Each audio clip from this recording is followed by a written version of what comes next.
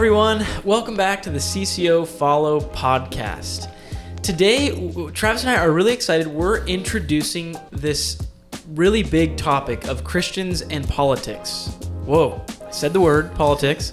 Oh, these are Christians, okay. I just want to address kind of the elephant in the room.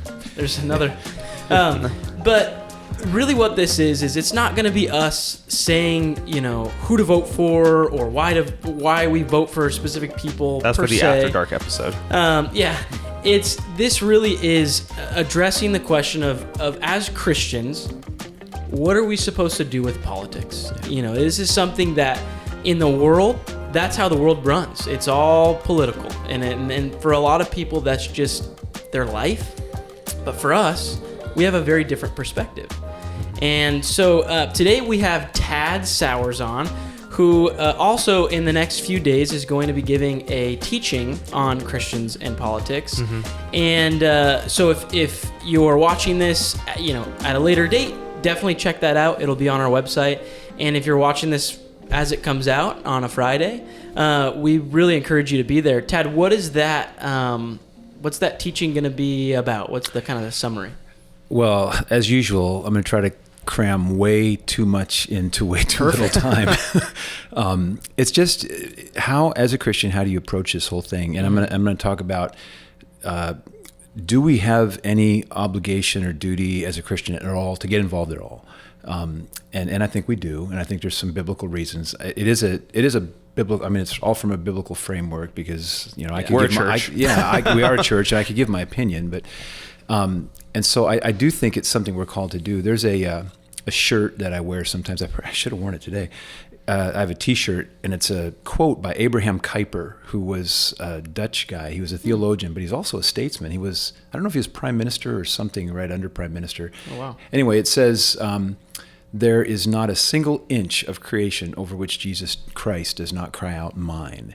Mm-hmm. And it's this idea, that's so different than what we think today. We have this dichotomy. People think there's the secular realm and then there's the sacred realm, and they shouldn't mix. And the secular deals with facts and the sacred deals with opinions. And I just think that's false. And so I think, as a believer, we do have a duty, and how can I not if I love my neighbor? Because Scripture, Proverbs 29:2, I think, says, when the righteous rule, the people rejoice. When the wicked rule, the people groan. Yeah. And if I love my neighbor, I don't want my neighbor to groan. So I don't want wicked laws, and I don't want wicked rulers.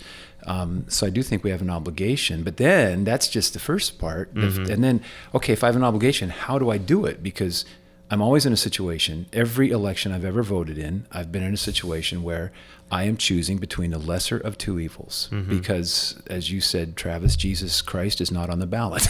It's two flawed human beings. Or sometimes with issues even, it's like neither one is really great. But which one is going to do less damage? Which is closest, I guess, to some position that God could approve of, even if neither is totally approvable. So I'm always doing that. So then how do I analyze that? I'm going to talk about some issues and just how do you process some of these key issues. I'm not going to talk about all of them. I don't have time. Not going to endorse a person because they're both imperfect, especially this year. But just how to analyze it from a Christian basis and how to try to think Christianly about my political involvement, like I try to think Christianly about my involvement in anything. Yeah, so. Totally. So I think a good place to start is just, kind of what you were addressing earlier on is what are Christians really supposed to do with politics? Is it separated? Are we to do this? Are we to participate in this? And then how should we participate in that? Travis, do you have any ideas? Yeah, well, I mean, I think a different way of saying what you were already saying, Tad, was just that, it's not God and it's not Satan. Like it's a indifferent thing, no different than, saying that business is going to save the world or education is going to save the world. Politics won't save the world. Yeah. And just like any of those other things, politics can make life a lot harder, make things a lot worse. Yeah. But, in some ways, sometimes people think, well, you can't be a Christian and in politics because, it's such an evil thing by inherently. And it's like, we're not talking about, how Christians shouldn't be in prostitution or something like that. Like, politics may feel like that sometimes, but it's not the same thing. And so, you can be involved in that and still not have it be as if it's like your hope of, salvation, hope of the world ever being better. Ultimately politics does a certain level of job, and it can do that job poorly or well, but it's not God, it's not Savior, and it doesn't mean we shouldn't be involved in it just because it's not, but we certainly shouldn't raise it to the level of acting like it's our Savior. Yeah. Go ahead. Yeah. Well, I was going to say, how can you not get involved in it to some degree? Because politics comes from the word polis, which means city. What are cities full of? People. Mm-hmm. And it has to do with people. Yeah. And what is the best, at least where we live in a we're a republic, not a democracy, but where people vote. Yeah. What is the best? And God loves people. Yeah. And so when I look at politics, I'm looking at a system, I guess, that is designed supposedly to help people. And so how can I not do that as a believer? I do think we need to get involved. I think like anything else, politics has its upside, but it has its downside. There's tremendous temptation because politics is power. Yeah. I mean, in some sense. Yeah. Oh, totally. It's supposedly split up in our system somewhat, but it is power. And, what was it, Lord Nelson? I think power corrupts, absolute power corrupts, absolutely. So I have to watch out for that. I just think, to me, politics, I think we are afraid of it. We see it as dirty because it's based on compromise, at least in our system where people have to get along. We don't have an autocratic ruler that just says what's going to go. Yeah. You have to compromise. And a lot of times that means you're giving up on things that are important to you. Mm-hmm. And that's seen as a dirty business. So people don't like that. But for most people, I think what politics does, it gives us a chance to do something. It gives us a chance to break that stereotype that so many people have of Christians, that we're against this, we're against that, we're against that. And a lot of that comes from political positions that we've taken. Mm-hmm. And discussions about politics, instead of being arguments, I think they can be things where I can lay out, you know what, I may be, you can say I'm against this, but what I'm for this other thing, because I think it's better for human flourishing than this. And that's the bottom line for me is I love my neighbor. So what is going to be the best for my neighbor? And just have a conversation about that. Mm-hmm.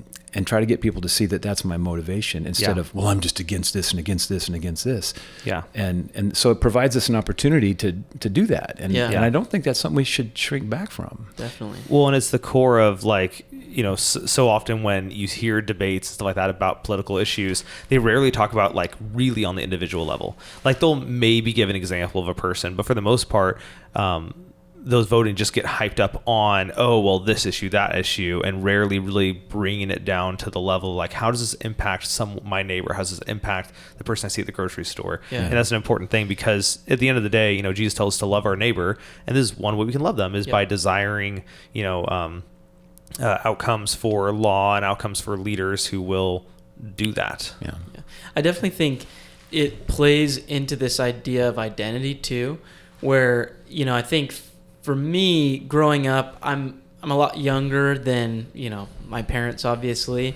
And just say it. So. You're a lot younger than I am. Yeah, okay? A lot younger than Tad. But in my mind growing up, it's like as a Christian, I was very turned off by this idea of politics, and I don't consider myself left or right or whatever. I try to pull myself out of that as much as I can because I'm very cognizant and aware that for a lot of people, family and friends included, it's kind of their identity and that's where they put it. Yeah. And I don't want my identity even come close to something like that. But it's just the same as work. Work can become someone's identity. Mm-hmm. Your sport can become your identity and all these different things. And so I think it's healthy to say, where's my identity truly lie? But then I consider what you're saying and it's absolutely true. But I also consider this idea as well as that, when we're trying to think of politics helping our neighbors, at least for me, when I think of politics, that's not the first thing that comes to my mind. The first thing that comes to my mind is, what about me and my family? Yeah. And it's it's a more selfish oriented way. And so it's very hard. Politics is one of those things that is tempting to go all these different directions that aren't the way that we should go. Yeah. And so I'm really thankful that we're going through this topic, because it's going to help. I know it'll help me really focus and recenter how I interact with the world in a Christ-like way. Yeah, absolutely. We have to keep the main thing. And the main thing, my main identity, really my only identity that matters, is I am a follower of Jesus. I am his bondservant. I am his child. And I can't forget that, and I can't get too caught up in anything else that might distract from that. And so I've got to keep that at the forefront, and politics isn't going to save anybody. But what it might do is it might get us into some interesting conversations where I can express an understanding. You know, there's all kinds of issues where I am going to vote a certain way and I believe a certain way because of what the Lord says. And another person could very easily look at that and say, well, you just don't care. Yeah. You know, you are pro-life, and you just, because you don't care about the mother, you know, who just can't see how she's going to have this baby, and you don't think abortion should be allowed, so you just don't care. And I'm like, well, you know, in those conversations, and I've had those conversations, I say, I understand why you would think that. I do. I really do. And I've known mothers who had a terrible time, you know, figuring out, what am I going to do? They've been abandoned by the father.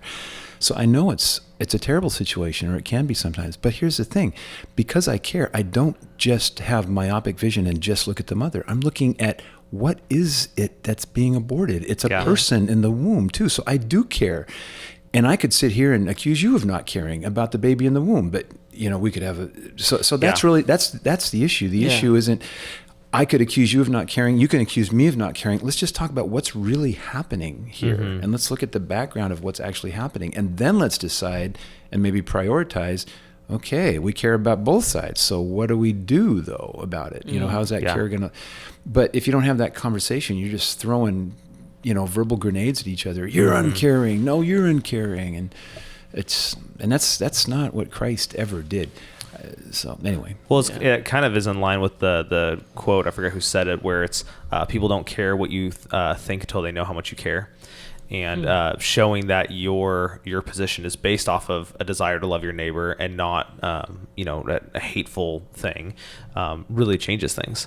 And that really can only happen when you are willing to sit there long enough for them to get all their things out, for you to repeat back to them what they've said, to show understanding, because a lot of people won't even care, you know, for you to share yours until they understand that, like, oh, okay, you've understood mine completely. Yeah. And you're not going to do that if you don't ask questions. Yeah. You've got to ask questions. And it's the same as with sharing our faith. You know, we don't just sit down and say, hey, you're going to hell if you don't. You know.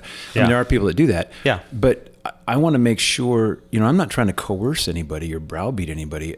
What's that saying? A person... Oh, come on. Is a person, no matter how small. No, yeah, there is that one. No, a person convinced against his will is a person unconvinced still. That's basically what it says. Yeah. So you can't coerce or browbeat anybody. You have to figure out, okay, what are the obstacles that you have here to coming to faith? Or what are the obstacles you have to whatever it is you're talking about? Yeah. And the only way to find that out is to ask questions. Yeah. And I think a lot of times we want to get on the offensive because, you know, that's all we know. Yeah. But I want to understand. It also gets to the result we want sooner, or at least we feel like it would. We think it does. Like, you know, But it doesn't. Yeah. You listening to someone go on and on about a subject you disagree on can feel like such the long road. It's like, I don't need the scenic route here. I already know what I'm doing. You can just stop talking now. But in the actual desire of seeing people have a mindset change, desire people to actually be able to come around, you have to take the long road. There's no shortcut. Yeah. Well, it's like actually living in relationship with one another, because relationships are two ways, you know. It's not just one way. And I definitely, like, Ted, how do we, with this heavy of a topic, politics, you know, I think all of us have family and friends who, you know, differ on our thoughts. How would we go about, what's the best way to go about those kind of, I'm thinking dinner conversations really with your family. When you invite your whole family over, how does it not turn into this big explosive, horrible time? Well, all you can do, what's that verse in Hebrews? Insofar as it lies within you, be at peace with all men. Mm-hmm. I mean, you can't keep sometimes things from kind of blowing up in your face. All you can do is just make sure you're not the one that's blowing causing up. it. Yeah. And I don't, I have a family. I'm not my family, my kids, and my wife, but my siblings and my mom, that family. I'm the only conservative in the group. My brother, sometimes I wonder where he's at. He just doesn't say anything. Yeah. But my sisters and my mom, pretty left leaning. And they don't even like to talk about politics. In fact, my mom has a rule: we don't talk about politics, in our house. That's great. You talk about religion instead. Yeah. So then I go over to her house and she'll start talking about politics. That's always how it is, right? I know it is kind of, and I just kind of laugh. But I think what happens is when you're having a conversation with somebody and they're getting to talk, what is happening? Okay, you may be frustrated because, oh my gosh, all that they're saying is just, I just want to respond to this and this and this and this and this. But what you're actually doing is you're letting them do the thing they love, and that's to talk, and that's to explain their position. And you're communicating non-verbally to them that I actually care about what you think. And if you don't interrupt every time they have a flaw and try to correct it, and instead just let them talk, ask questions.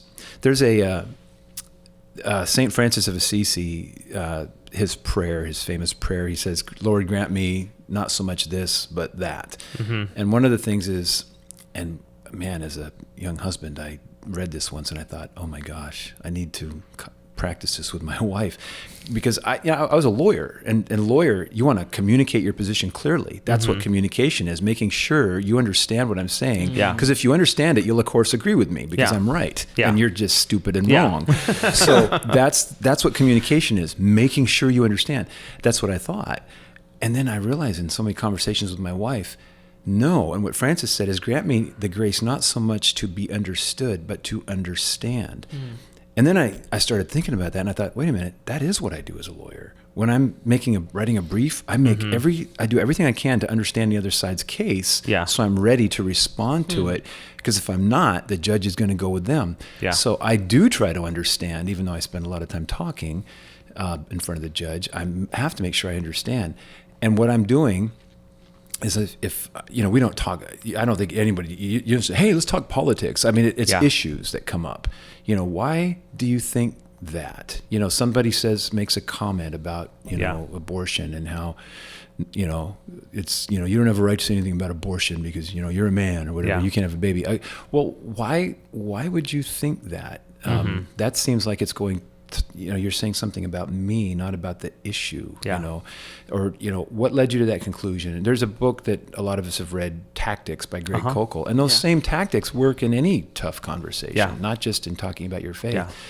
And so you're letting that person go on, and by doing that, I think you are building trust because you're not interrupting. They're saying what they want to say, and actually, to be honest, as they say things, I just ask another question. And it's not my goal in these conversations, political or even with faith, to immediately change that person's mind. Yeah. Somebody, might have been Koukl, in fact, I can't remember. Somebody said, my goal is just to put a stone in their shoe, a pebble in their shoe, and just get them to not be so comfortable and just be willing to think about it. Then we can actually talk when they're not so rock solid sure, because I've asked some questions. So I just think questions are a big deal. But do it with gentleness and respect, like Peter says. So, which I think one way you do that is by being actually interested, and not pandering. Just like, okay, why that?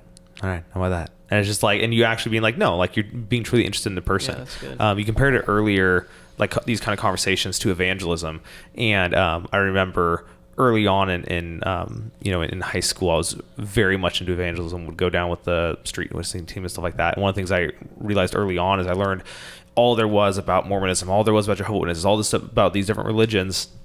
But then when you actually go to talk to someone, you'd be like, well, why would, and they're like, oh, well, I'm this. And you're like, oh, great, I know all about that. And you're like, okay, well, here's why that's not true. Here's why that's not true. Then you get done with your 5-minute lecture and they're like, yeah, I don't actually believe any of that.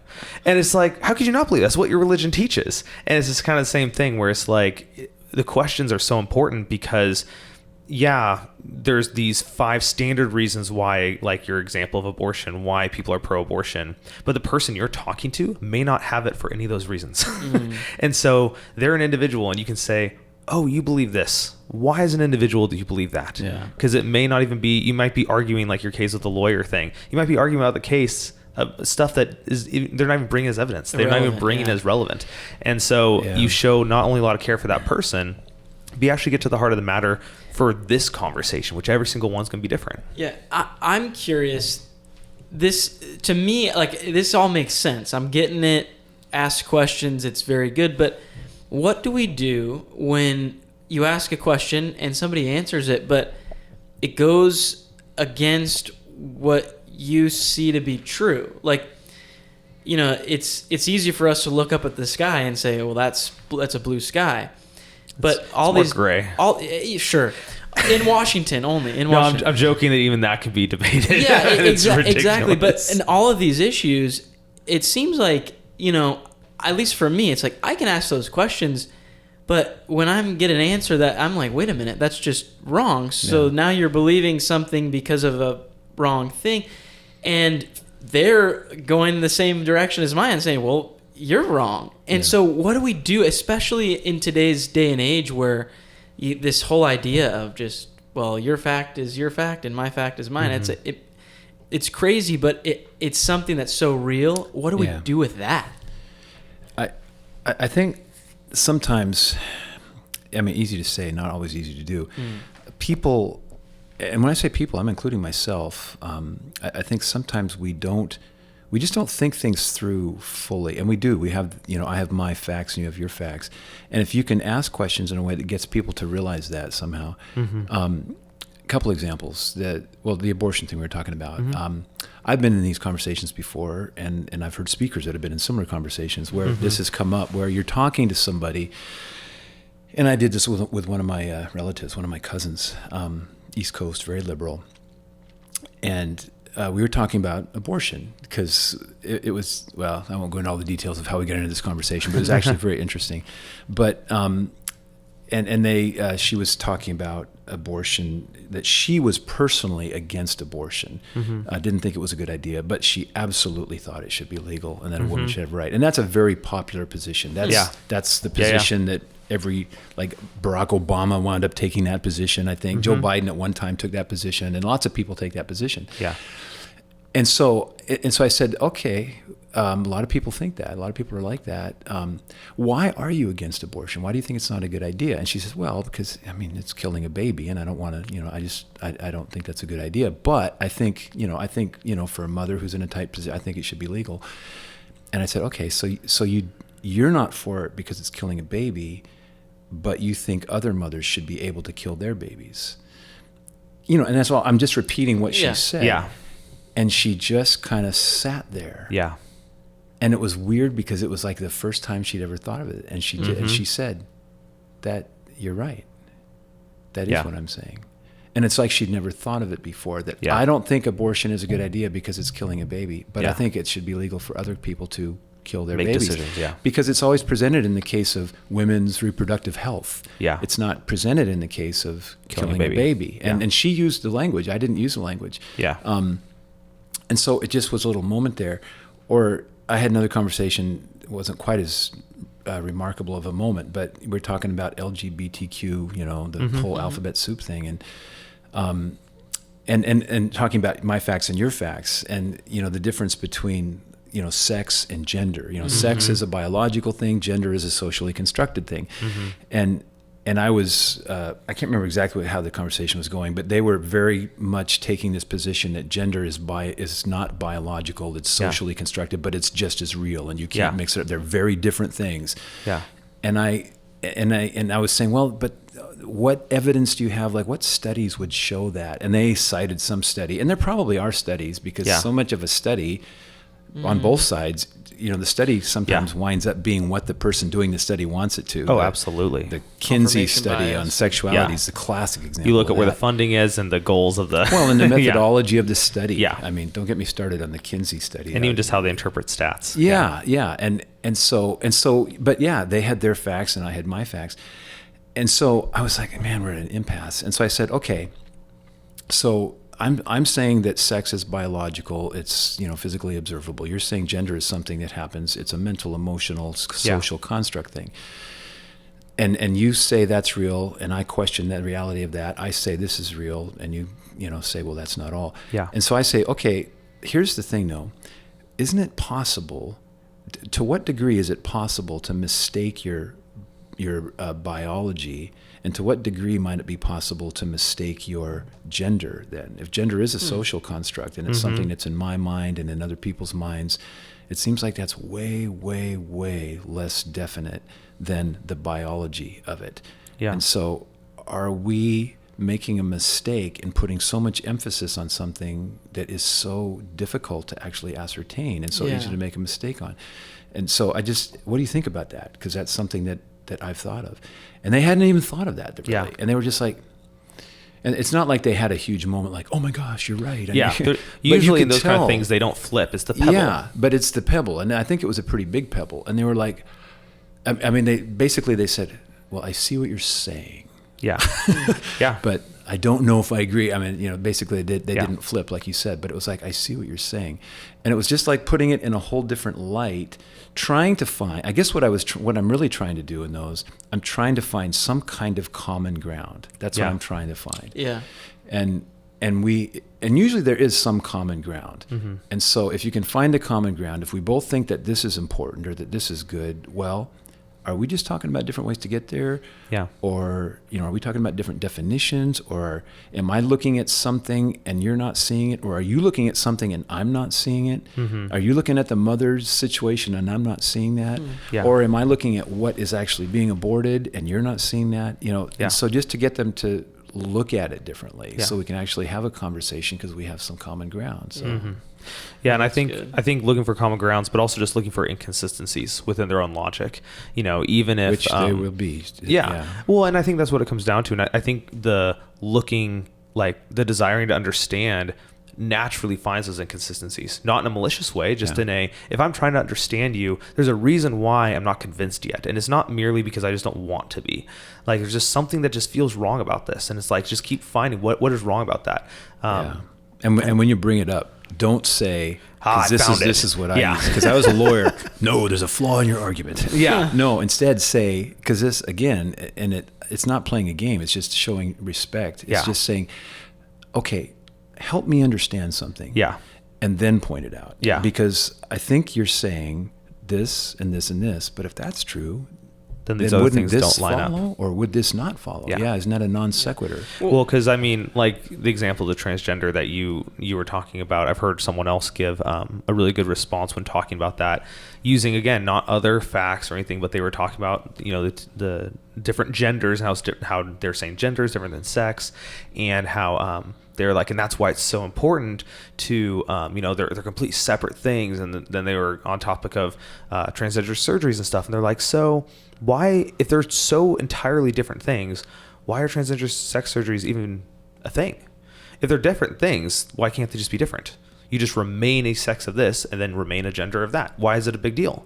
And you take apart, like, I'm trying to understand this. Why does this match up with your argument? And it usually doesn't. Yeah. It usually falls apart in some way. I think about this idea too, that at the end of the day, we as Christians who believe, that the Bible is true, we believe in Jesus, that is kind of our, I guess it's like where we find our truth, right? And we totally believe it. Like, I absolutely believe what the Bible says is true. And so I gain a lot of, I'm seeing things through a lens of that. But when we look at, like, when we're interacting with someone who doesn't believe the Bible is true, Mm-hmm. the actual moral decisions and ideas that they have could just be very different. Mm-hmm. And so I guess kind of where I'm going with this is when that's the case, when we find out that they, let's say you're talking about abortion. Well, they genuinely, they have that side. You understand them, but they just genuinely don't value either the mother or either the child, and that's just where they're at. I think it's hard when we're talking about that, but what do we do with that? Do we just say okay and keep moving? What's the, I guess, the loving, Christ-like way to go about that when we interact with those people? Because the reality is that's probably a lot of people around us. I think honestly it's probably less than you expect, because I think the average person, as much as they may deny God, they may deny Christian values, they may want whatever they want, a lot of them still hold to this kind of foundational ethic which has no right to be there. And through conversations, you show that inconsistency. I think maybe it's starting to become that way, where you'll see videos of people, the abortion issue is a great example, where they'll start the conversation clearly pro-abortion, all this kind of stuff, and midway through they have that realization of like, yeah, I guess I am saying it's okay to kill babies, but they dig in their heels and like, yeah, and they didn't start that way, but partway through the conversation they're like, no, yes, absolutely okay to kill babies. And then they get pushback of like, so is it okay a month after the womb? And they're like, no. But the conversation keeps going, and they're like, they realize in order to defend this, I have to defend killing of babies for months after the womb. Yeah. And so they say it. And, I think when you reach that point, you kind of have to say, okay, well, we disagree on this very foundational thing. Yeah. But I think most people still hold enough of an ethic, even though they don't have a right to have one if they don't believe in God. Where most things I think you'll still be able to find inconsistencies in, at least for now. But yeah, I think most the thing that I encounter all the time, we all encounter this, is where, everybody has some kind of an ethical, moral system. I think there's very few people that don't. I suppose there's some that don't, but very few.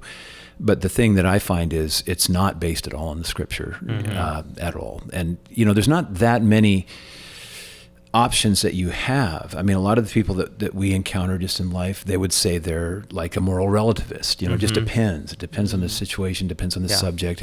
But nobody really lives that way. No. And, we've talked about that before, because at some point there's something that somebody might do to you or your family that you just think there is no way anybody should ever be allowed to do that. Yeah. I don't care how your moral system is put up. You shouldn't be able to come in and just kill all my kids at night. And, and so we all have that spot where we are appealing to some transcendent idea of right and wrong that everybody should agree with. Yeah. It's not just, I wish you wouldn't. Yeah. And so there's that to deal with. And so if there's a transcendent system, it seems logical, it would have to come from some transcendent source. It's not just me. And so then other people say, well, you're right. It's evolution. We're just wired a certain way because of evolution. And that's how we decide what's right and wrong. And I say, okay, well, if that's true, that's great. But if it's just a result of being wired for evolution, so my genes will survive, what happens if I'm in a situation where my genes, in order to survive, have to do something that goes very much against what most people would say is moral? What if I embezzled money from my company and somebody found out and I killed them so they wouldn't say, and I have to protect that, and I have a friend that offered me a free ticket down to, Rio and a place to live, and so I'm doing everything wrong and immorally to most people's standards, and I'm just gonna go down there. I'm not gonna turn myself in. I'm not gonna admit it. I'm gonna lie, cheat, and steal, do whatever I have to do. That's how my genes are gonna survive. And so if it's evolution, just wired in, which a lot of people say, why should I obey it? There's no reason I should obey it if my personal gene pool needs to do something else to survive. Well, and even beyond that, if you really only care about your personal gene pool, let's go realistically to animals. Why isn't every guy just having sex with as many women as possible? Most people would frown upon that with the desire of not... Because of child support laws. Yeah, right? But why do you have those laws? They don't do that in the animal kingdom. That doesn't make any sense. Let those who live, and let those who die, die. And like you said, that's kind of where all their arguments will eventually break down when they're not founded on something solid. But because we have that, because so many people we talk to oftentimes, sometimes even in the church, operate that way, I think, one thing I try to do is I try to present, because God, when God says this is right or this is wrong, he's basing it on his character, all right? But his character, one of the main things his character is love. He loves people. Obviously, he went to the cross for us. And so if he says something is right, chances are there's some pretty good objective reasons why that's good, why that's part of his character, because it helps people that he loves flourish. Yeah. And so if I can point to those things, I'm going to point to those things. Now, I'm still going to bring in the scripture because I think there is a power in that, but a lot of people are just going to go, I don't care about the scripture. Yeah. So I'm going to back it up with the reasons why God says that is good and why it works so much better than the alternative. And you can do that with abortion, with sexuality issues. I mean, there's all kinds of social science evidence about, who are the happiest, healthiest people in the world. They're people who have been married a long time and have kids. Those are the people that are happy. Studies show that people that have a belief, a faith, and they're part of a faith community, they're the healthiest, happiest people. So, there's evidence that this actually works. And so I'm going to bring that in as well in the course of this conversation. But along with that, though, questions. Why do you think that? Why don't you think that? What about this? And just because I do want to find out what they, like you said, I do want to get educated. There's all kinds of people that are really smart, and I think things that I just think, what? And I am genuinely curious a lot of times. Tell me how you came to that conclusion. Yeah. What is it that makes you think that way? Yeah. You said that with a straight face. What made you say that? Well, I'm thinking that, but that's not my outside voice. I wouldn't say that. But I just, and I'll even say sometimes, I'll say, you seem like I remember a conversation I had. Well, he said something that was astonishing to me.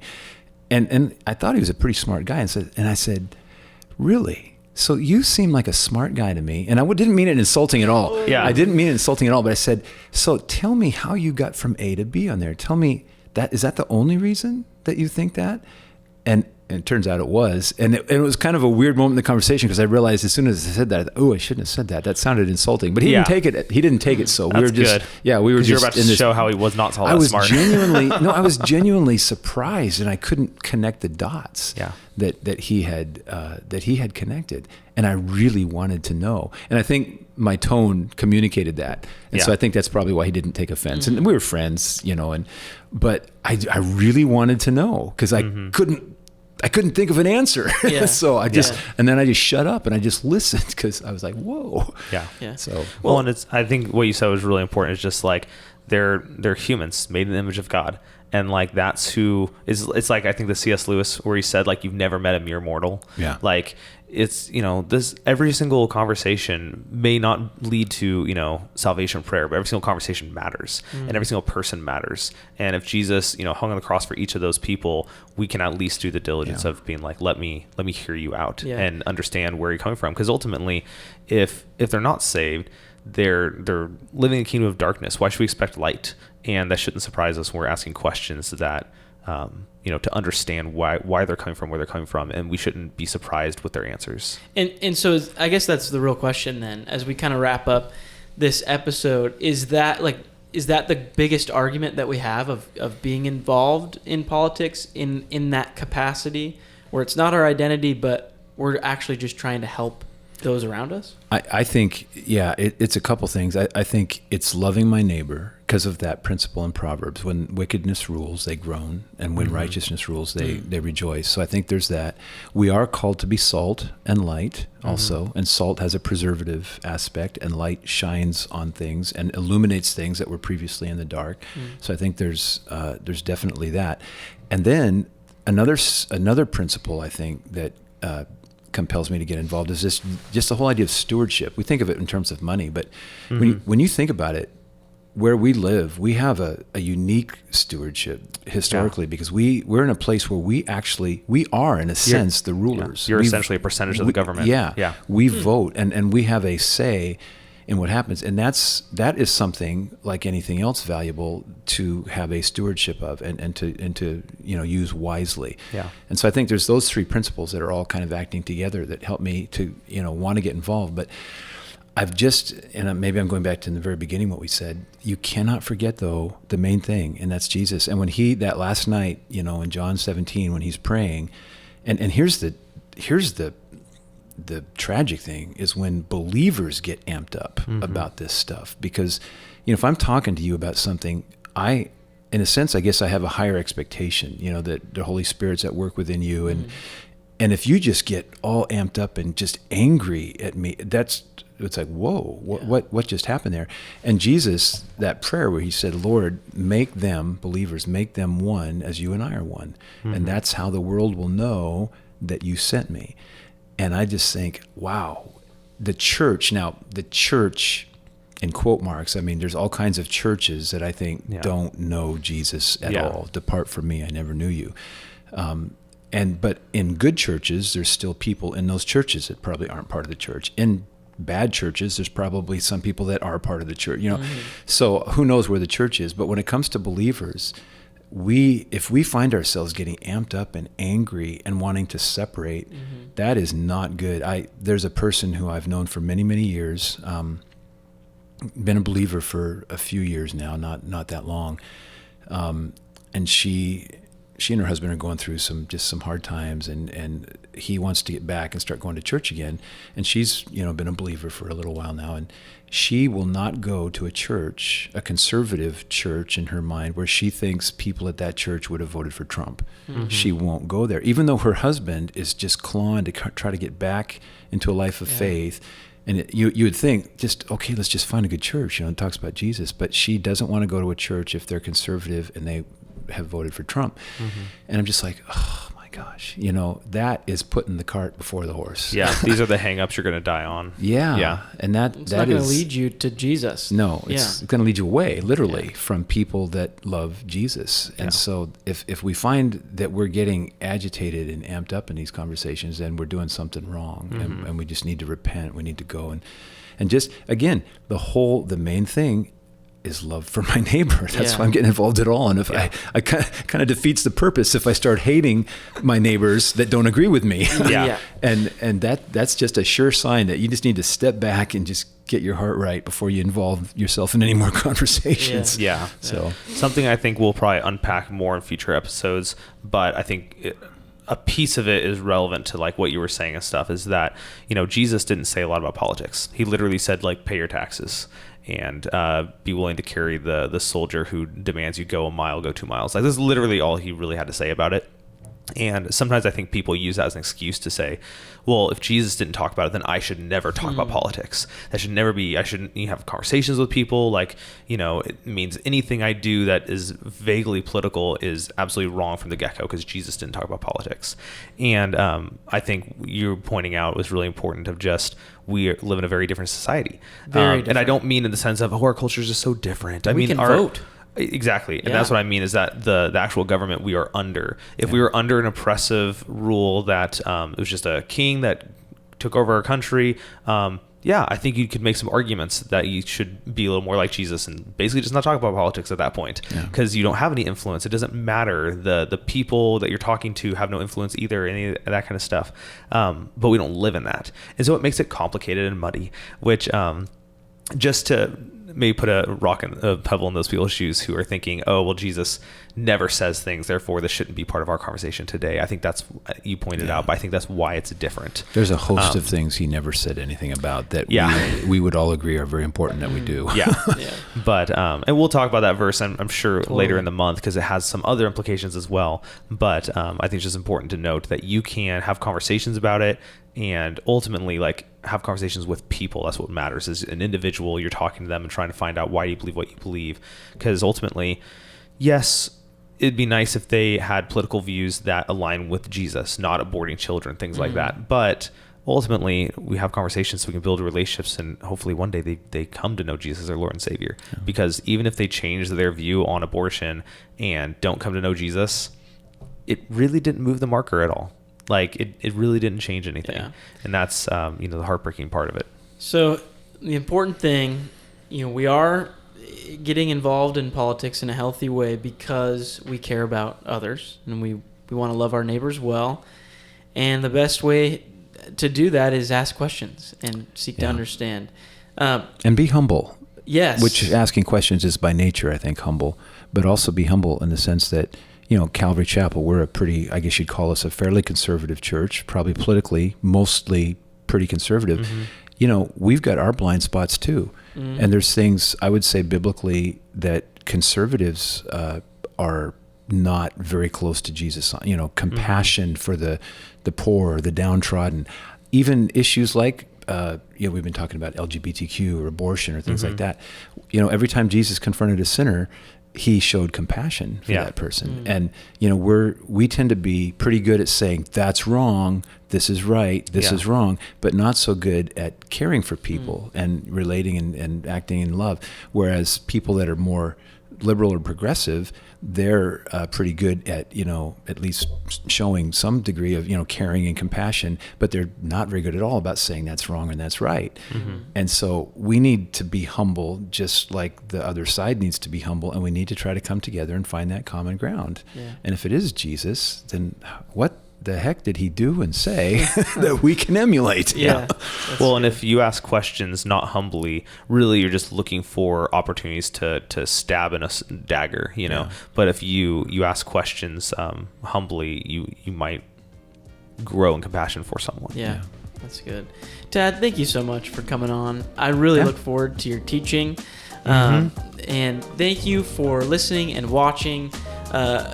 We really hope that you join with us this month as we talk about this pretty big topic. And so with that, we hope to see you at the teaching.